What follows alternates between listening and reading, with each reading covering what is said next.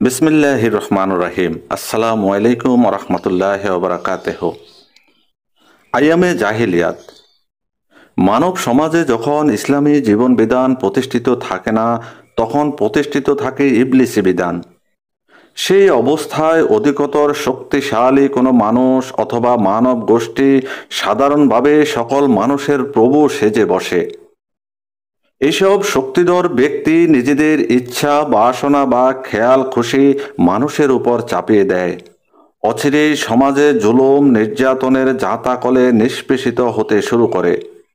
এইসব মানুষের পক্ষে যেহেতু সত্য ও ন্যায়ের সঠিক মানদণ্ড নির্ণয় করা সম্ভব হবে না, সেহেতু অনেক ক্ষেত্রেই অসত্য সত্য এবং অন্যায় ন্যায়ে পরিণত হয়ে যায়। পাপ পুণ্যের তারতম্য মনের গভীরে অবস্থান করলেও বাস্তব জীবনে তা আর বড় একটা দেখা যায় না। ফলে জিনা, নারী দর্শন, মদ পান, নরহত্যা ও সম্পদ হরণের মতো বড় পাপ কাজগুলো সাধারণ ব্যাপারে পরিণত হয়। সমাজে বেহায়াপনা, উলঙ্গপনা বেড়ে যায়। সংস্কৃতির নামে নাচ ও অশ্লীল গান প্রচলিত হয়। সমাজের শিল্প, সাহিত্য ও গণমাধ্যমগুলো যৌন সুরসুরি দেওয়ার হাতিয়ারে পরিণত হয়। দেশের শিক্ষা হয়ে পড়ে উদ্দেশ্যহীন। মানুষেরা হয়ে ওঠে চরমভাবে আত্মপূজারী। শোষণের আকাঙ্ক্ষা মানুষকে পেয়ে বসে। এমতো অবস্থায় অপরাপর যন্ত্র, জানোয়ার আর মানুষের মধ্যে পার্থক্য বড় একটা থাকে না। এই অবস্থারই নাম আইয়ামে জাহিলিয়াত। মানব সমাজে যখনই আইয়ামে জাহিলিয়াত জেগে বসেছে, তখনই আল্লাহ নবী রাসূল পাঠিয়েছেন। ঈসাই ষষ্ঠ শতাব্দীর পুঞ্জীভূত জাহিলিয়া দূর করার জন্য আল্লাহ রাব্বুল আলামিন সপ্তম শতাব্দীর শুরুতে মুহাম্মদুর রাসূলুল্লাহ সাল্লাল্লাহু আলাইহি সাল্লামকে নবুয়ত দেন। সুদীর্ঘ 23 বছর সংগ্রাম করে তিনি গোটা আরবের বুক থেকে জাহিলিয়াত অপসারিত করে ইসলামের শ্রেষ্ঠত্ব ও সৌন্দর্যের বিকাশ ঘটান। মদিনা ইসলামী রাষ্ট্রের সুন্দরতম পরিবেশ দুনিয়ার সবিস্তৃত অঞ্চলের মানুষের মানবিক চেতনা নতুনভাবে জাগিয়ে তোলে।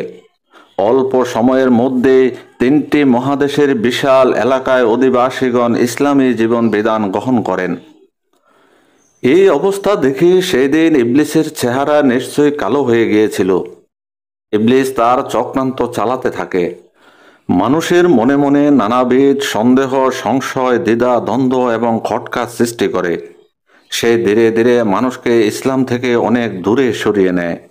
মানুষের মনে সে এমন সব ধ্যান ধারণা সৃষ্টি করে যার ফলে মানুষ নাস্তিকতাবাদ, সংশয়বাদ, সর্বেশ্বরবাদ, বহু ঈশ্বরবাদ, নিরপেক্ষতাবাদ, ব্যক্তি স্বাতন্ত্র্যবাদ, সমাজবাদ প্রভৃতির গোলক ধাঁধায় পড়ে যায়।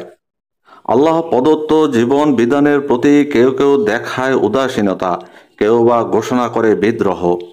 সমাজ জীবন থেকে ইসলাম দূরে সরে গেল। এর ফলশ্রুতিতে সমাজ আজকের চেহারা লাভ করেছে। সামগ্রিকভাবে পৃথিবীর সর্বত্র আজ মানুষের উপর মানুষের প্রভুত্ব চলছে। বিভিন্ন এজমের স্টিম রোলার মানুষকে নিষ্পেষিত করছে।